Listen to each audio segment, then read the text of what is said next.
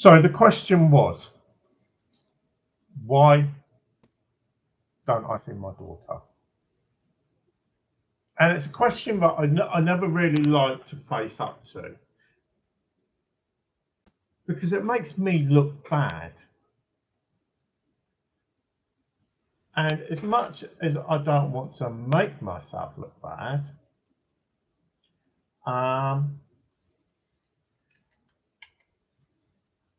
I've got to face up to the truth at the end of the day.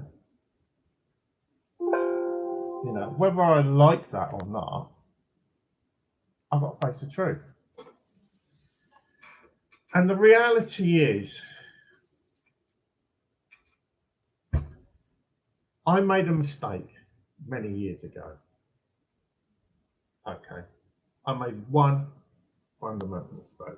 And this is what happened. And a lot of the time when I tell people this story, people start laughing.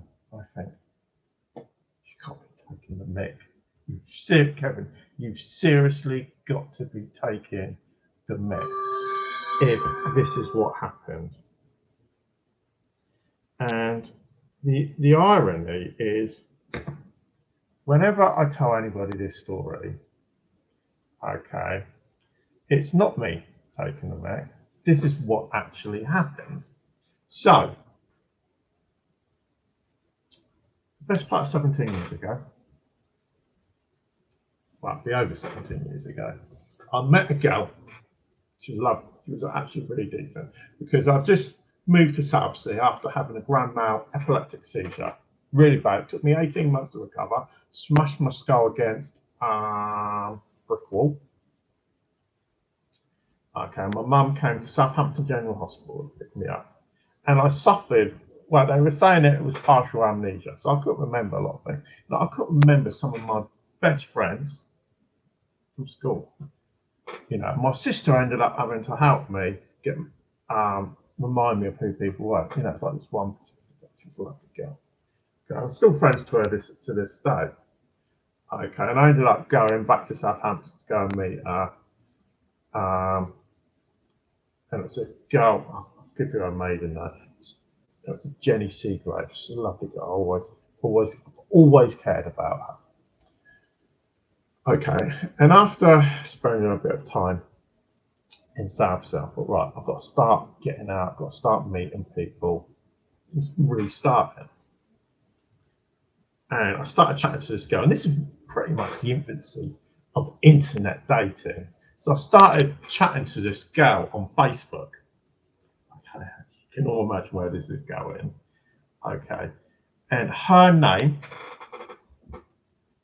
was Sophie Whittier. She lived in Leonsidon. Her mum and dad lived in Stubbington. I don't know if they still do. And we started dating. And she fell pregnant. No, I was happy with it and everything. Wasn't against it. Okay, started going to all her appointments. And then one day, I was due to go back to my mum's the following day. I can't believe I'm going to talk about this. Right, so I was due to go back to my mum's the next day. I think it was a Sunday. I was due to go back on the Monday. And I got into the bar. Now, for anybody that doesn't know me, right, basically what with me, I'm prone to falling asleep in the bar, even still to this day. So normally, I either have somebody sit in the bathroom with me, just for my own personal safety, or I'll take my phone in, okay, and I'll play music to keep me awake and everything. And on this particular occasion, okay, I didn't do that. I can't remember where I put it. I either put it on her bed or I put it on her chest of drawers. It was one of them anyway. And my phone pings. And I said to Sophie, Sophie, go and have a look at who it is. It's probably my mother. So I'm due to go back tomorrow. And she said, yeah, okay, all right, Kevin. So she goes over to my phone and has a look. And she says, it's a message from some girl called Rachel New, okay, which is my sister's next door neighbour when she lived in Townhill Park. And she said, I'll put it in the polite way. She says, you've got a message here saying that she said, Kevin, do you want to come to my place for a threesome with me and Natalie? I thought, oh, fucking hell, this is all I fucking need. I said, okay. I said, just ignore it. She's probably on drugs. Okay. You know, because the block that my sister lived in, you know, drugs were prevalent. Okay. Marijuana and cocaine. They were the two main drugs that if you wanted them in that block of flats, they were easy to get hold of. Okay. So I said, just ignore it. And as it turned out, okay, she'd been smoking marijuana, probably doing bongs, okay, knowing her. Okay, and she had had a bit of Charlie as well back then. I can honestly say I've never actually touched Charlie myself. I'm not going to deny I've smoked a bit of weed in my time. But, okay, so I said, just ignore it. Okay, they're probably just piss assing about. And she said, okay, fine, no problem. Okay, and blah, blah, and we were perfectly fine. So the following day, I travelled back from Leon Solent to go back over to Southsea and Portsmouth, to go back to my mum's. I don't know how long I was due to go back for, probably a couple of days or something. And she started sending me loads of text messages, like boyfriends and girlfriends or husbands and wives do on a regular basis. You know, my wife, I get inundated with phone calls and messages from my wife on a daily basis. You know, and I'm sure couples up and down the country do exactly the same. So,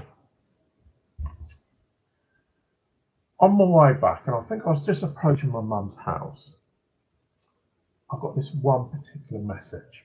I still remember it to this day. And it said, Kevin, I will always love you no matter what. That's what she sent to me. And I thought, that's a nice thing anybody said to me. And me being a salesman, and probably an idiot,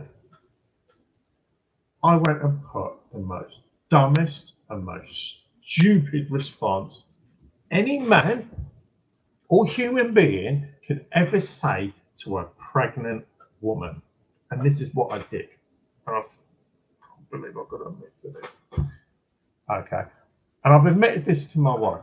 Now, even though my wife said she only sent me that text message because she wanted to split up with me. That's what she says. Okay. And whether she's right or wrong, I don't know. And I've never asked my ex. She said, and I said, what even if I cheated on you? I was being an ass and I was being a bit of a dick.